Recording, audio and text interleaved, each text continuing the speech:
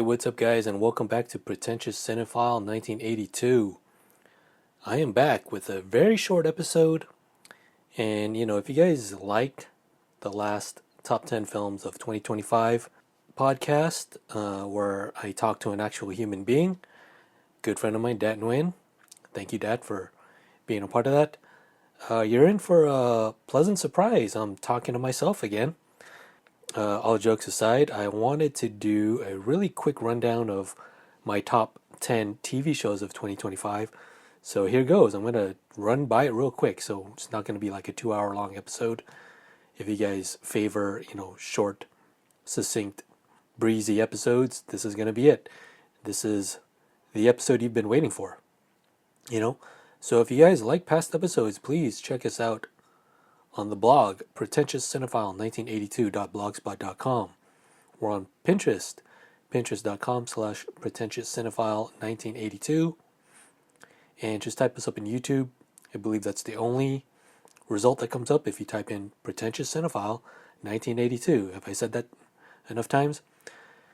All right, let's get right into my top films, my top shows of 2025. A mix of a lot of a couple of sitcoms, anthology shows, serialized dramas, first time shows, single camera comedies, sitcoms as you might call them.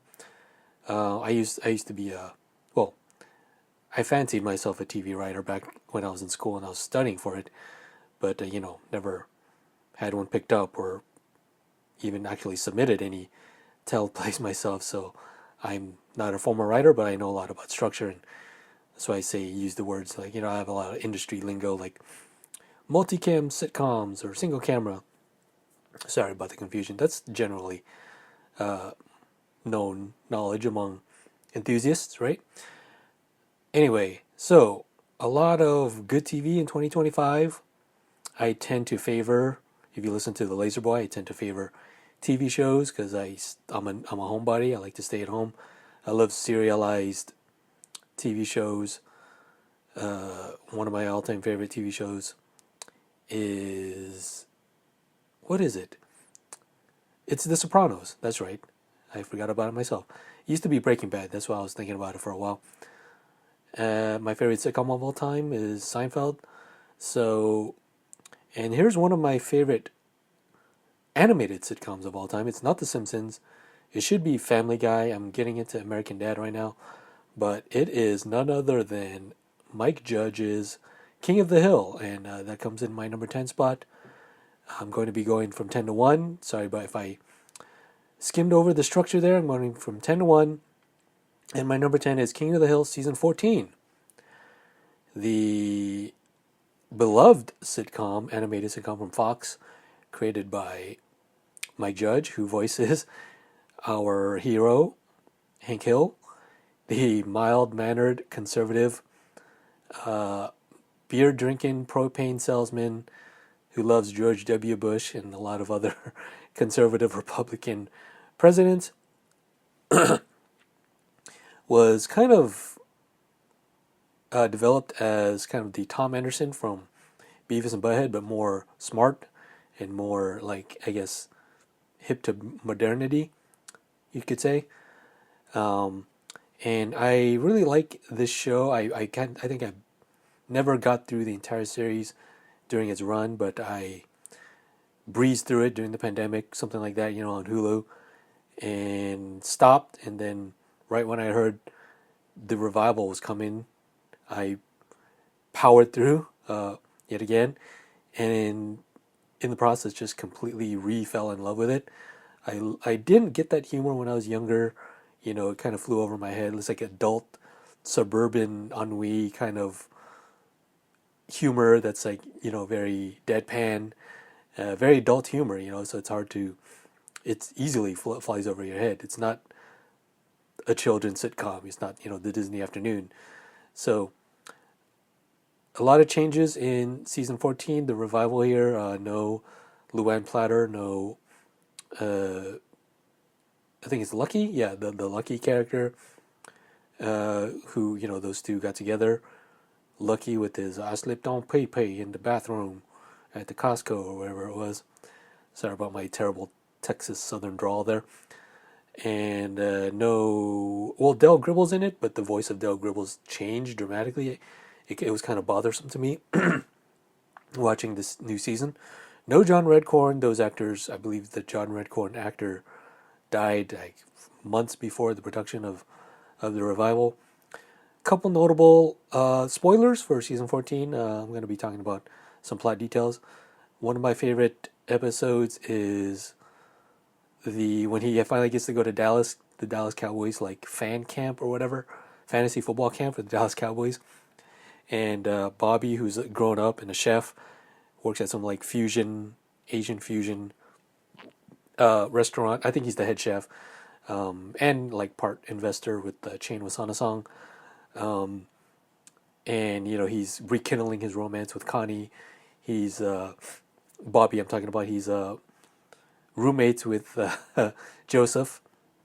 Joseph Gribble, the son of Dale Gribble, and I forget her name. Says Suge a lot, but we all really know that he's John Redcorn's son because he looks Native American, right? And I believe Bobby has a girlfriend, Willow. I'm looking at the Wikipedia here. Haven't seen it in a while since it aired. So, and they kind of bond.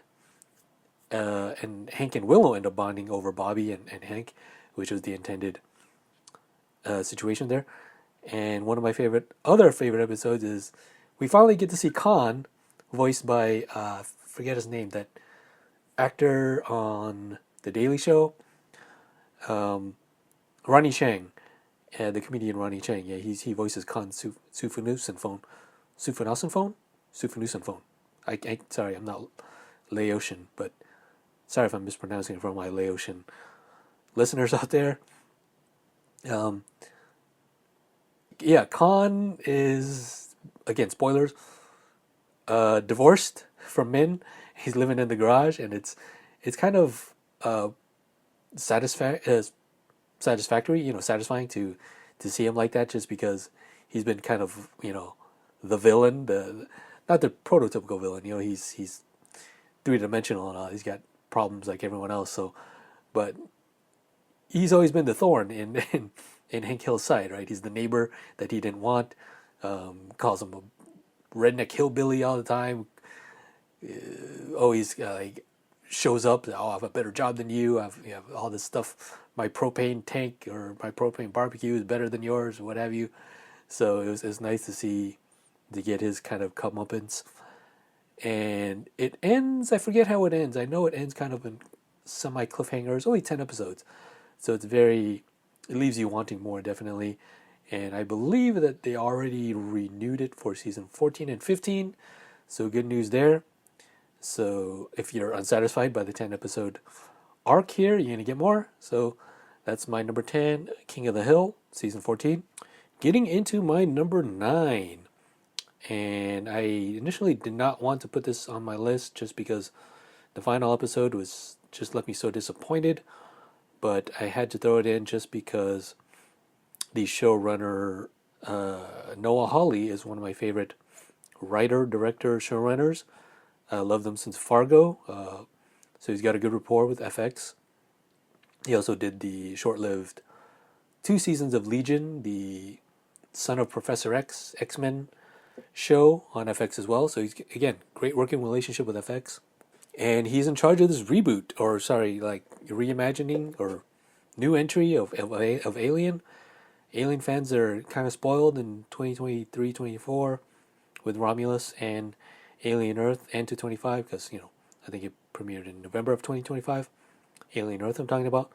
But great stuff here, especially with, I think it's S.C. Davis. Sorry, not S.C. Davis. The main guy, bounty hunter dude, big black dude. Sorry, but all around great cast. Timothy Olyphant, Sydney Chandler, the daughter of Kyle Chandler, Boy Cavalier, Samuel Blinken. I know him from Black Mirror. Another actor, I think it's Alex Lothar, the brother of Wendy's human brother because Wendy's a synthetic. Yeah, great. It's all the what you love in Ridley Scott, Blade Runner, Alien, sci-fi stuff, synthetics, uh, cyborgs, and there's another term for the third one. I forget what it was. And but again, it's a great world building, great build up. So for me, how many episodes is it? Looking here at the wiki, and it's 8 episodes. So to me, it's like 7/8 of a great show, and then it turns into, oh, let's follow all of the cliches and not subvert anything, and leave them hanging with a cliffhanger, so we can have a season two. So if it didn't do that, if it was like a standalone, if it was more standalone, I think it would have been like tops. It would definitely been top five, broken top five in my top, my list. So because of the terrible, I don't even want to like think about it. Is that bad for me? Or maybe I was just being too hard on. Maybe my anticipation was just through the roof because it was so good. Like every week, I was just like enthralled. Um, Everyone probably says the best episode is the episode five, the flashback in space. No one dot dot dot. The flashback showing the events of the Maginot before it reached Earth, and it felt like a standalone, like an alien film. Like they're stranded on this ship and shit went wrong, and they have to face. There's face huggers, there's xenomorphs, everything you want in dark corridors, all the other stuff, and it was fantastic. And I'll withhold judgment until I see more seasons, but episode 8 was disappointing, and for that reason, it dropped really low on my list. I'm fortunate it even made it at all. I was kind of surprised it made it at all because I was just left such a sour taste in my mouth. I was talking with Dad about like how ending sour a great property, a movie, show, whatever, and this was a great example of how that ending just soured me for the rest of the series. But I still remembered the good parts, so I guess that's something. So that's Alien Earth, my number 9. Getting into my number 8, I was really looking forward to this. I'm a huge Dexter fan, so spoilers for Dexter if you guys haven't seen Dexter. Any Dexter, obviously there's a Dexter show, so we know he's alive. Resurrection is another clue there, but they killed him off in New Blood, the reboot, revival, one-off miniseries in 2021. I loved it. A lot of people didn't like it. I compare it a lot to Star Wars. Every generation has a Star Wars. This was almost like a legacy sequel where this is more centered around Dexter's kid, and he may or may not have the tendencies of Dexter. And I love how it explored that in New Blood, and how it takes it even a step further in Dexter Resurrection. And it's a lot to, you have to suspend your disbelief a lot in how he escapes, because he was caught. Dexter, he was killed. Actually, he was killed, but he was killed in such again, spoilers for Dexter Resurrection, but he was killed in such a fashion where he was in the cold, so they preserved his body and he didn't bleed out. So that's how they explained that. But I liked it a lot. I liked the cast. It had chick from Jessica Jones, Uma Thurman's in it. Tyrion Lannister. I'm not looking at any wikia, so apologies if I'm calling him by their famous actor or their famous characters' names. But I highly recommend it. If you're a Dexter fan, I can't wait for more. I know they're trying to make one every year, so kudos on the production team for doing that. Really sad that New Blood, was it New Blood? Original Sin. Dexter Original Sin was canceled after it got renewed.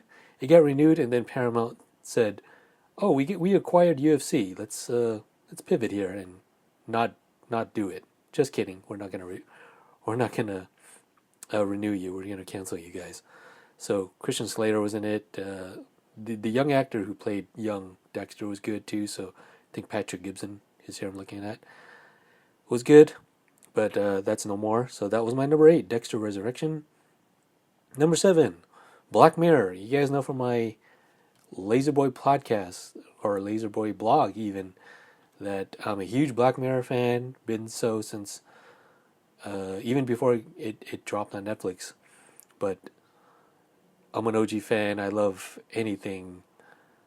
Even though our world is kind of Black Mirror-esque, our world is caught up to dystopian sci-fi fiction there.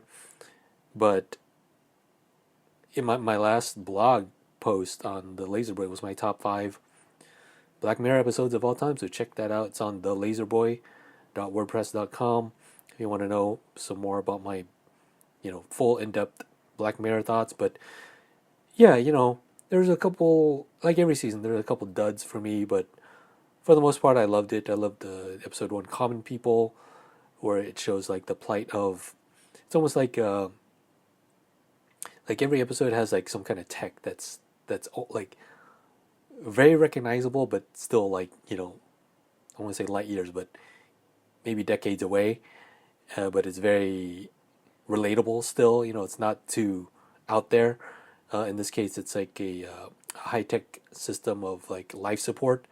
Like somebody's dying, so they have this like subscription, like almost like a pacemaker, but in your head, I think, and it keeps you alive for X number of years. But you have to keep paying the subscription, and then like you need to pay a higher tier subscription. So it's like a comment on subscription based streaming systems, and coupled with life or death situation, pacemaker, like medical type tech. And it was I don't know the specific term, sorry about that, but it was devastating and very darkly humorous, darkly ironic that it's commentating on all the themes that it's commentating on our modern society. Bed and Noir is another standout. I loved Hotel Reverie at the time, and now I'm like iffy on it because I don't really like the Issa Rae character, or her acting seems a little off from the rest of the show. But I liked it at the time. And then we get a sequel to USS Callister Into Infinity, and that was a neat little sequel. I don't think I've ever seen a sequel in Black Mirror before, but I could be wrong. I gotta look back. But Charlie Brooker, the writer and showrunner, creator of the anthology series, is a master, writer. He's a genius. I don't use that word lightly. So anything he puts out, I'm there. It's if you guys know what Black Mirror is, it's like a Twilight Zone-esque anthology series where it shows, it's like almost like a dystopian like allegory, showing what could happen with tech in our future if we use it wrong. Humans in general are very corruptible. I could say too. You should say you could also say a lot of people are corrupt, but more people are corruptible. So it's one of my favorite shows, and I had to find a spot to plug it in.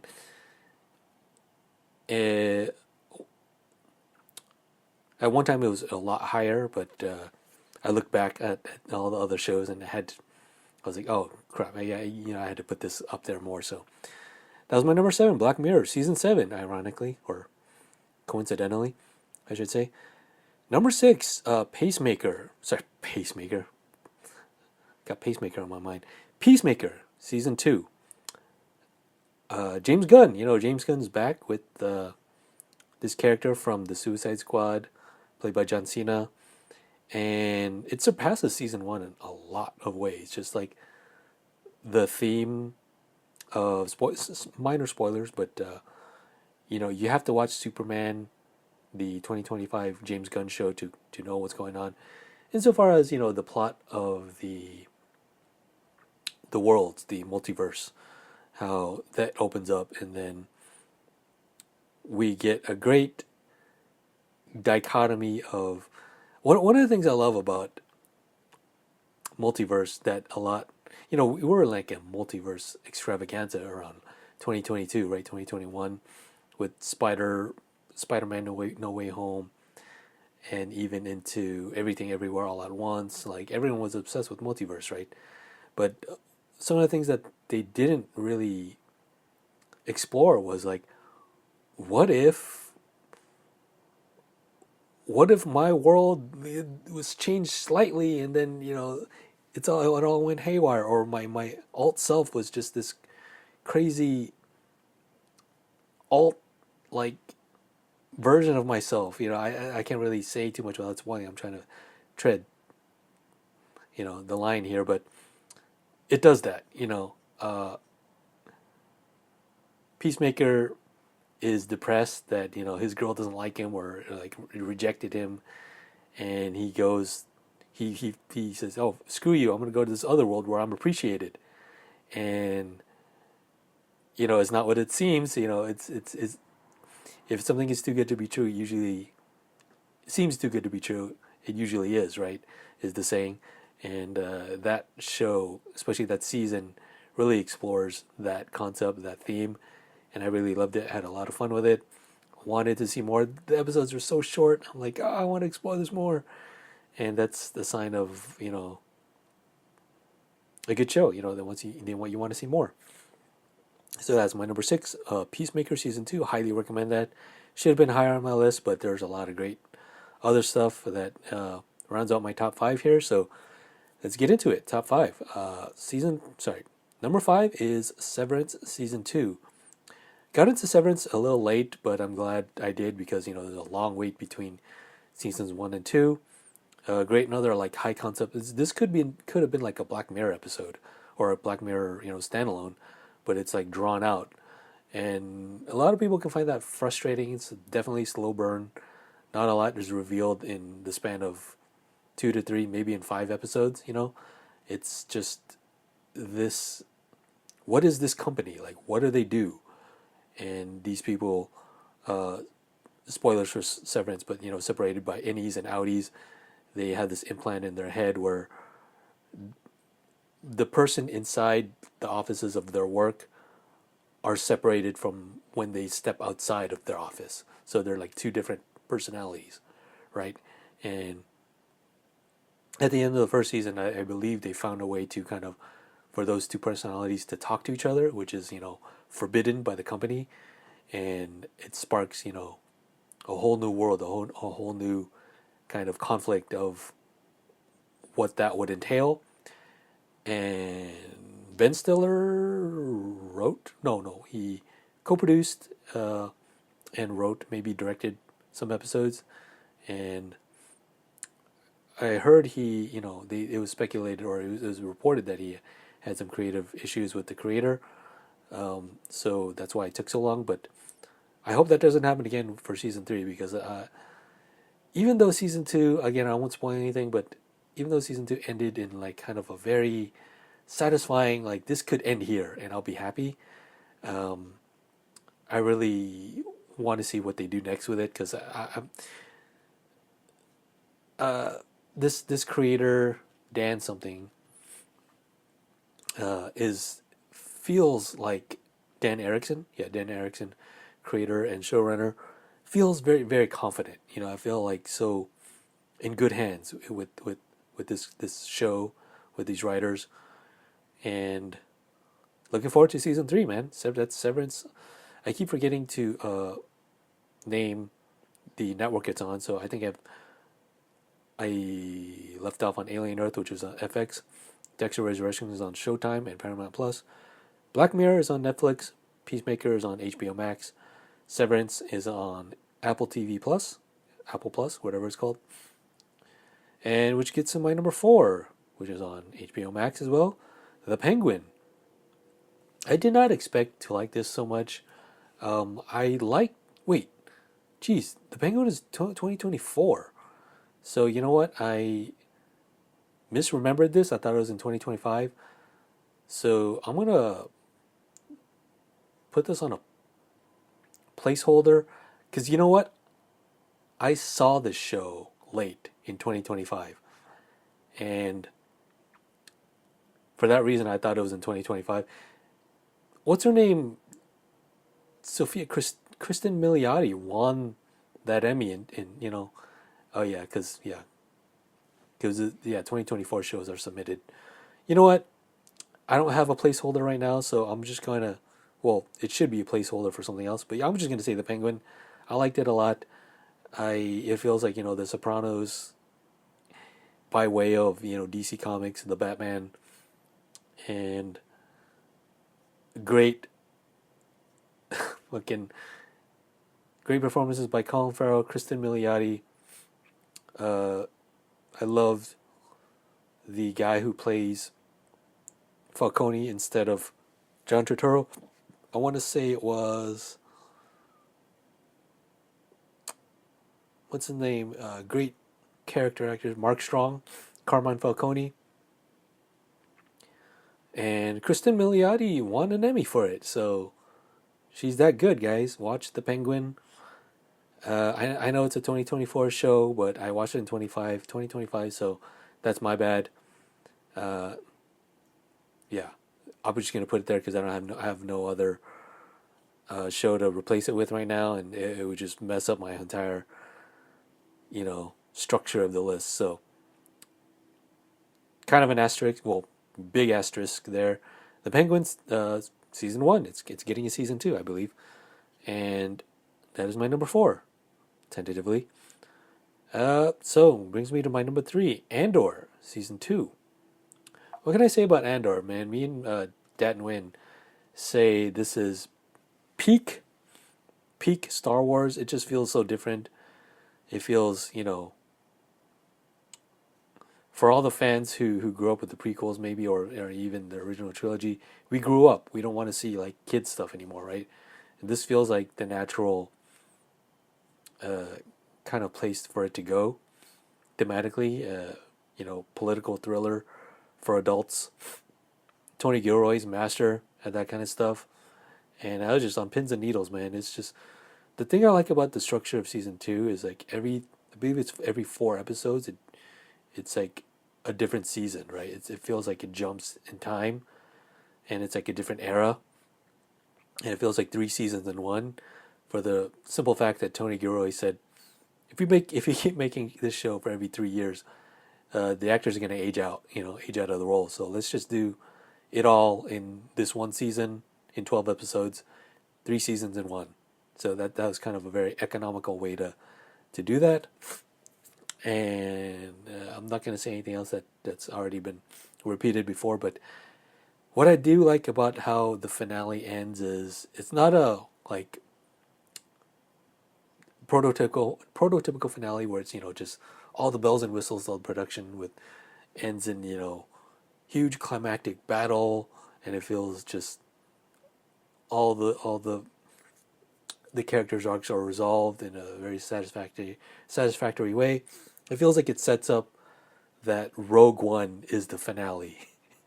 And that's kind of genius because it made me immediately watch Rogue One after it, and I'm like, it fits. It tracks. That feels like it recontextualizes that movie. Like that movie is already great standalone film as it is. I didn't appreciate it when it came out in 2016, but wow, 10 years ago. Jesus Christ. But yeah, for it to do that, just fantastic. I can't reap enough praises for Andor season 2. That's on Disney Plus. And brings me to my number 2. I want to talk about this quite a bit, but I'm going to try to, restrain myself. And that is the show Task. It's a miniseries on HBO. This is like HBO Sundays are back. It felt like I was like, I didn't see Mare of Easttown. Brad Inglesby made that as well, but it's like almost like dark, sad guy Heat. Heat meets like Ozark, right? FBI task force agent Tom Brandis investigating a string of violent robberies, robbing stash houses run by outlaw motorcycle gangs. Also Sons of Anarchy. So it's Heat meets Ozark meets Sons of Anarchy. Mark Ruffalo is fantastic. Tom Pelphrey steals the show, man. I love this guy. So I knew him from Ozark. Yeah, he's in Ozark, and not a great show, but he's also kind of good in Iron Heart. No, it's not Iron Heart. The other one, Iron Fist, the Marvel Netflix show. Tom Pelphrey's good in that. So I was on pins and needles every episode. I believe it's like 7 episodes. Kind of atypical episode order number there. Should have been like 8 or 10, right? But it knows these guys knew the story they wanted to tell, and I like how confident they are. And like, hey, this is 7 episodes, so that's all we got. It's very tight, very taut show. I can't wait to watch it again. That's how good it was. For a long time, it was my number one. If it wasn't for, you know it, it's been getting a lot of buzz. Probably gonna win a lot of Emmys again, or it won some Golden Globes, I think so. And it is The Studio by Seth Rogen, and starring Seth Rogen, and it is on Apple TV Plus as well. A lot of great stuff coming out of Apple TV Plus. Starring Seth Rogen, Chase Sweet Wonders, Catherine Hahn, Dave Franco. These are like not the top billed guys. Directed and created, showrun by Seth Rogen and Evan Goldberg. Ike Barinholtz, the Celebrity Jeopardy, savant, the trivia savant there. He's a really smart guy, Ike Barinholtz. But you guys know me from The Laser Boy, and you guys know me personally. I love shows about shows about filmmaking, movie making. I love shows about the industry. Even though it's not regarded as a very good show, I loved Entourage, just for that reason alone. I love exploring the nature of celebrity, and just behind the scenes of the industry. So this is like more old school. It's not very entouragey. It's more like The Player. I believe they even the Bryan Cranston character is an homage to one of the characters, Griffin Mill, in The Player, or is it The Player? One of those Coen Brothers movies. I could be misreferencing that, but man, I loved Seth Rogen's early stuff. I followed him from 40-Year-Old Virgin, Knocked Up. It's kind of his breakout role too, where he was like the lead, right, and into Superbad, and all those guys were like they don't make comedies like high concept comedies, just because they're not these big.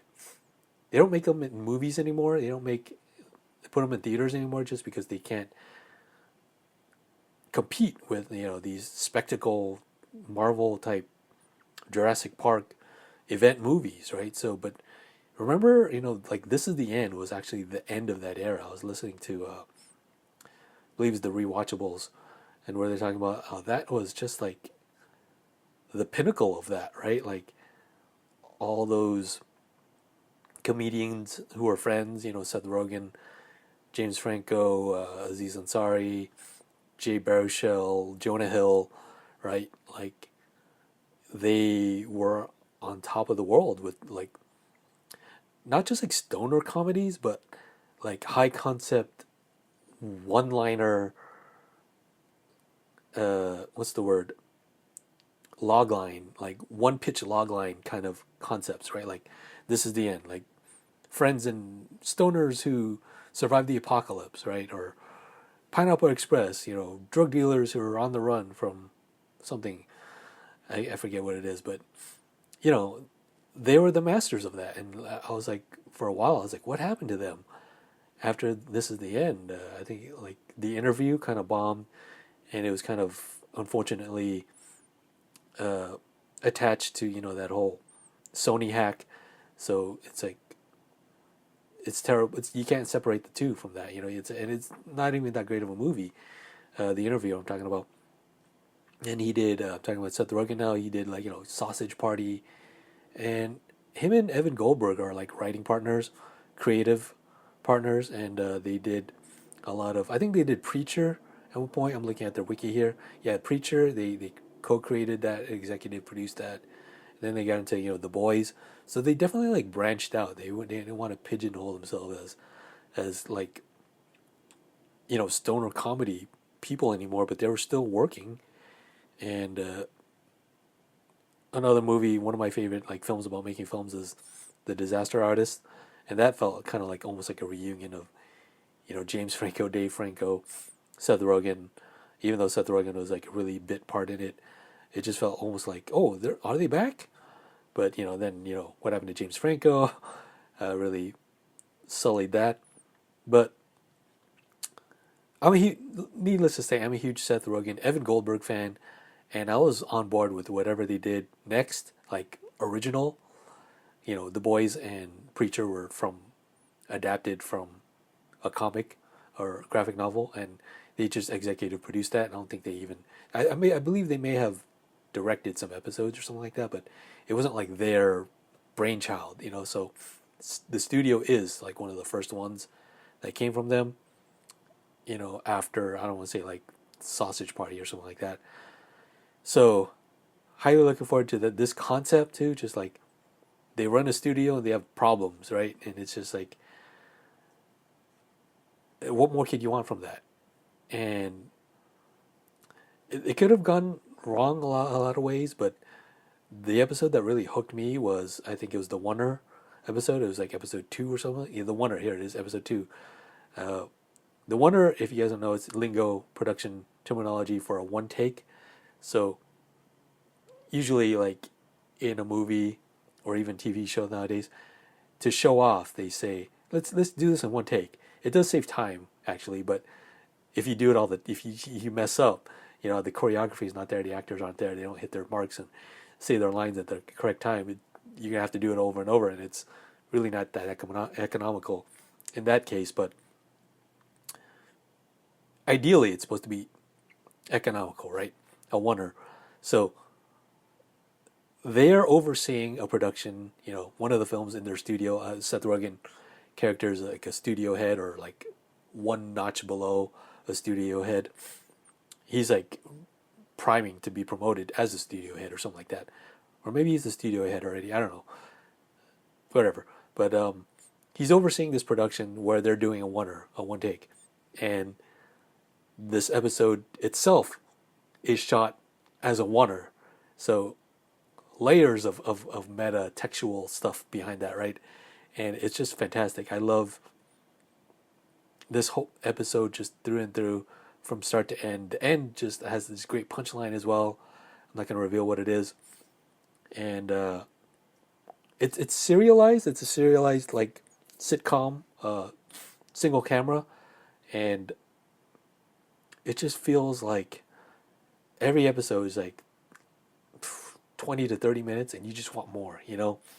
They end up going to like CinemaCon, and there's like a Golden Globes episode. They're like high in mushrooms in Vegas for CinemaCon, and like a lot of wacky, like it feels like vintage Rogan, like stoner comedy within like this high concept, like more mature vehicle of running a studio, and like more business acumen, more adult themes of that makes sense for a man in his 40s. Talking about Seth Rogen and Evan Goldberg, so it's just very sharp, very very satirical, very dry humor, and I'm a huge fan of it. And that is The Studio on Apple TV Plus, and it's getting renewed for a second season, which I'm very happy about, and can't wait to see more of this show. I hope it wins all the awards. And it's ironic because the show had an episode about them winning at the Golden Globes, and then Seth Rogen kind of commented on that when he won at the Golden Globes last month in January, right? So our world is getting meta as we know it. So that was my number one, The Studio. Aside from the Penguin choice there, feel like this is a pretty solid list. Thank you guys for listening, and hope you guys enjoyed listening and hearing about the top 10 list, top 10 shows of 2025 for me. 2026 shaping up to be very great as well. I'm not gonna get into what I'm looking forward to most. Maybe in the next episode. I don't know what I'm gonna do next, guys, but it's kind of slow now. January, February, a lot of slow stuff. I've been watching a lot of heist movies. For some reason, got into like Den of Thieves, and I might do like a top 5 heist movies if you guys are into that. Let me know what you think I should watch, and maybe what are some of your favorite heist movies, and what are your favorite shows of 2025, and what are you looking forward to in 2026. Let me know in the comments, and that's going to do it for me. Thank you guys for listening to the Pretentious Cinephile 1982. Don't want to plug it everything again, so I'll just leave it at that, and we'll catch you guys next time. Bye. Julian,